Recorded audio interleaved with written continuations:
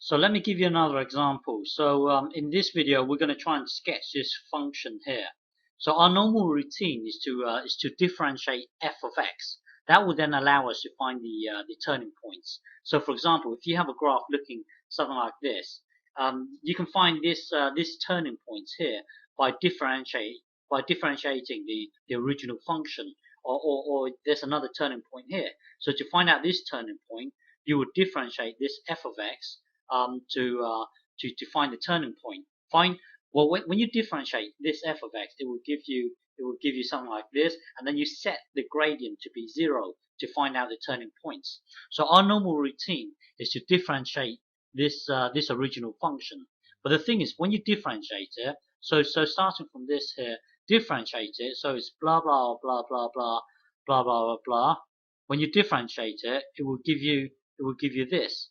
But so our normal routine is to set this thing here to be 0. So when the gradient is 0, we will find our turning point. So but the thing is this thing here will never be 0, because if you look at this graph here, it will look something like this.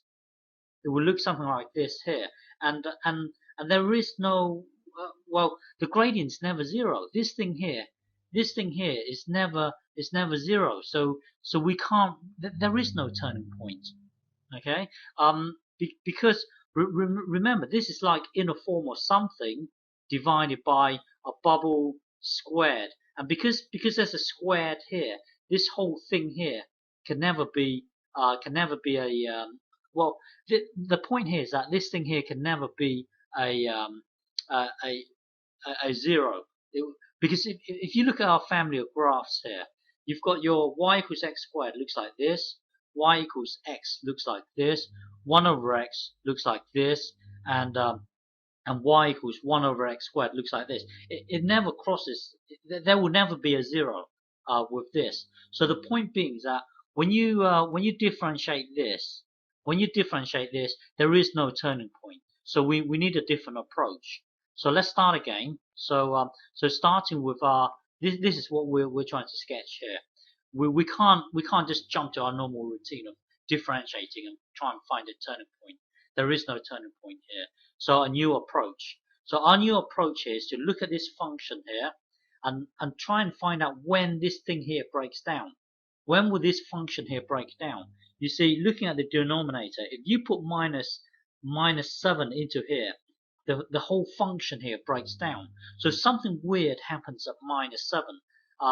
So when you set x equals minus 7, something weird happens. So looking at this function, our new approach here is look at this function here, ask yourself, when will this function break down? It will break down when you put a negative 7 into there. Okay, so something weird happens at negative 7. So your graph will look like this now. Something weird happens at minus 7. That's all. That's what you know so far. So now consider. So now consider. So now consider negative. So now consider a point just to the right of minus 7, a microscopic amount just to the right of minus 7. So let's consider this number here. So the point being is that this number here is just to the right of minus 7. Okay, so just to the right of minus 7. So when you put this number here into the original function, so this is our original function here.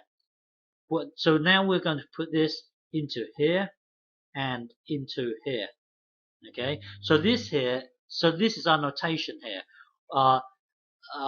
This is our notation here. So now we are now going to consider a point at minus 7, but just to the right of it. So this is just a notation. Okay, just to the right of it. So this notation here is saying consider the point minus 7, but the point just to the right of minus 7.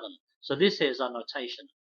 Okay, so this is our notation, and when you put this into here, if so really what's happening inside your mind right now should be this going into here, okay, and then this going into here. So okay, consider this bit here at the moment. So when you put minus the 6.99999 whatever into here, and then plus 7, it will give you 0.00000 whatever 1 at the end. Okay, so the point being is that this number here is very, very small.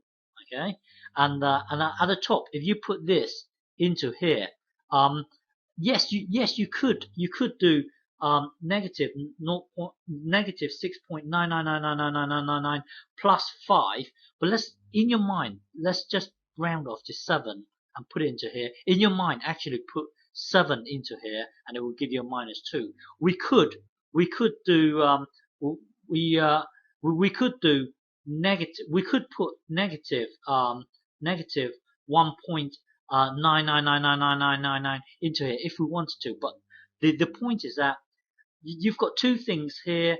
What determines the outcome of this whole fraction here is the denominator, not the numerator. The numerator is not important. We can put negative 1.99999 into there if we wanted to, but the point is that keep it simple, because here you've got one thing divided by another thing. What determines the outcome of this whole fraction here is the bottom bubble here. The top one is not important. It's the bottom one that determines everything. So when you come to do this for the numerator, don't worry about it too much. Put in your mind what you're doing is you're actually putting this number into the numerator, into this thing here. But in your minds, just think of it as being a 7. It saves time. So minus 7 plus 5, that will be minus 2. But down here, because it's this thing that is important. So now down here it will be minus, well, overall it will be this thing here. So now you've got minus 2 divided by a very, very, very small number. Okay, so what you've got here, well, take the minus out here. Okay, so now just consider this thing here. So now you've got a number 2 divided by a very, very, very, very, very small number. So any number divided by a very, very small number will be just looking at the bubble here. Okay, remember we've already taken this minus out here. So looking at this bubble here, it will be a very, very big number. This bubble here, but it's negatively big. So overall it will be a minus a very, very big number. Well, minus a very big number is a bit like this. This thing here is like 9999999, a very, very big number, a minus a very big number. So it's going to be minus infinity. Okay, so our diagram looks like this so far. Something weird. Our graph looks like this. Something weird happens dead on minus 7. So we would choose a point just to the right of minus 7, and it turns out to be very, very big, but negatively big. So it turns out to be negative infinity, meaning that just to the right of this, it would be minus infinity. It's heading towards minus infinity, and as you get closer and closer to negative 7, so instead of considering minus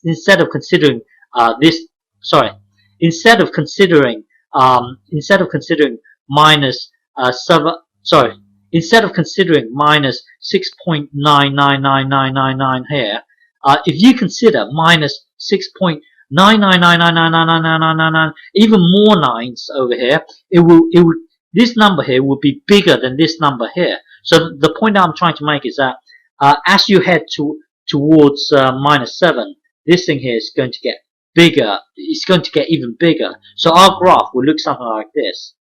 Okay, so you can use the same argument now. So now consider the point. So we know it breaks down dead on minus 7. So now consider a number just to the left hand side. So just to the left hand side, it will be minus minus 7.000 whatever 1 here. So now consider the points just to the left of minus 7, which will be minus 7.00000 whatever 1. Okay.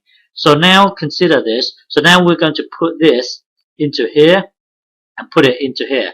So the same argument now, you can use the same argument. This time it's going to be, well, the numerator is not important. Imagine you putting the actual 7, minus 7 into here. That will give you minus 2. And then the denominator here, actually put this into here. So it will be 0.00 whatever, whatever. It's gonna be a very small number. Okay, but the thing is, it's going to be a negative small number here. Okay, so yeah, so if you get this, take away 7, it would be something like this. It would be 0.00 whatever 1. So overall it would be this thing here. Now the two minuses will cancel each other out. That will give you this. And then now when you get to this stage here, it will be a definite number divided by something very, very, very small. So if you get your calculator, punch in any number here, it doesn't matter what number, divided by a very, very small number. So like if you get your calculator and punch in 2 divided by a very, very small number, it would be a very, very big number. Okay, well, a very, very big number is like infinity. So what we've got here is our graph looking like this. It's now positive infinity just to the left hand side. To the right hand side is negative infinity. The thing is, as you get closer and closer to minus 7, if you approach it from this side, it gets bigger and bigger and bigger and bigger. So it's heading towards positive infinity. Okay, so our graph is heading towards positive infinity, and on the left hand side is heading towards negative infinity. That's what we know so far. We will continue in the next video.